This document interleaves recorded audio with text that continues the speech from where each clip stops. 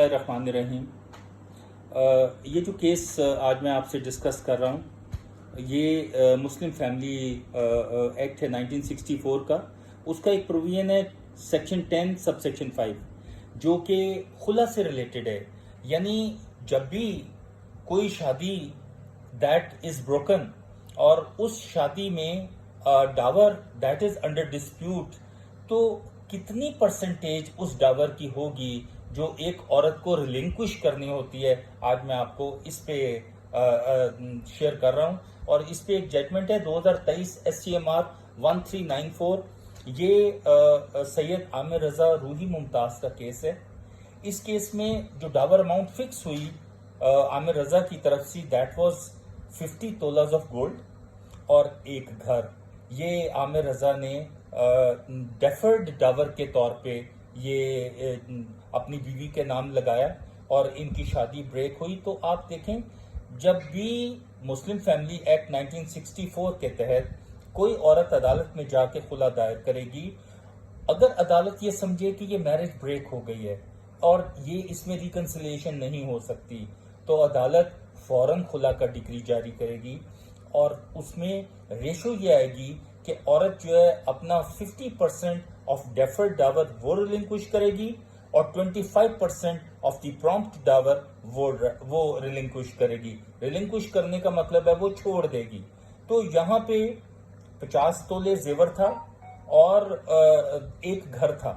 تو اب جو کلیم تھا عورت کا، اس کا یہ تھا کہ میں کچھ بھی ریلنکوش نہیں کروں گی اور مجھے ڈگری دی جائے میری فیور میں، اور میری میرج کو جو ہے وہ بریک سمجھا جائے اور اس میں کورٹ میرے حق میں ڈگری کرے۔ لیکن عدالت نے یہ ڈیسائیڈ کیا کہ جو سیکشن 10(5) ہے، اس کی لینگویج بڑی کلیئر ہے۔ اس لینگویج کے اندر موجود ہے کہ آپ کا ڈیفرڈ اور پرومپٹ ڈاور جو ہے وہ ایک پرسنٹیج کے حساب سے آپ کو چھوڑنا پڑے گا، بلکہ جو لیا ہوا ہے وہ بھی واپس کرنا پڑے گا۔ تو اس کیس کے اندر جو ریلائے کیا ہے جس ججمنٹ کے اوپر، وہ تھی محمد عارف ورسز سائمہ نورین کا کیس 2015 SCMR 804۔ اس میں یہ بات طے ہوئی کہ جتنا بھی ڈاور ڈیفرڈ یا پرومپٹ ڈیفرڈ کا مطلب یہ ہے کہ جو آپ شادی کے بعد اپنی بیوی کو دیتے ہیں اور آپ اس سے اگری کرتے ہیں کہ میں یہ ڈاور جو ہے، یہ حق مہر جو ہے وہ شادی کے بعد کسی بھی وقت آپ کو دوں گا، اور پرومپٹ وہ جو آپ نکاح کے وقت کسی کو اپنی بیوی کے نام جو بھی کرتے ہیں یا جو بھی دیتے ہیں، اس کو جو اسی وقت اس کو ملتا ہے، دیٹ از اے پرومپٹ ڈاور۔ تو اس کیس کے اندر جو 50 تولے زیور تھا، اس میں سے 34 تولے زیور اس عورت کو ملا اور باقی 25% جو ہے اس کو واپس کرنا پڑا اپنے شوہر کو ڈگری لینے کے لیے۔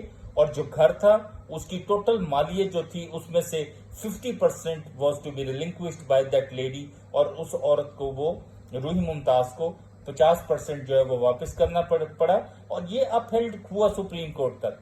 تو یہ جو مسلم فیملی ایکٹ ہے 1964 کا، اس میں پورا طریقہ کار موجود ہے کہ کن حالات میں آپ کی جو شادی ہے دیٹ ول بی پروسیڈڈ آن، اور کیا کیا اس میں اینگلز ہیں جس کو لک آفٹر کیا جا سکتا ہے کورٹ کے تھرو۔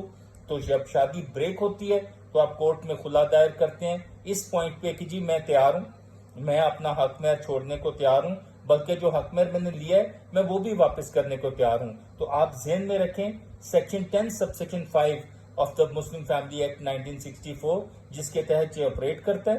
آپ عدالت میں جائیں گے ڈگری لینے کے لیے، تو عورت کی طرف سے اگر آپ وکیل ہیں تو آپ کو ذہنی طور پہ you have to get ready that you have to relinquish 50% of the deferred dower and 25% of the prompt dower۔ یہ ایک بات تھی جو آپ کے ساتھ شیئر کرنی تھی۔ انشاءاللہ next time we will be coming up with a new topic۔ Thank you very much۔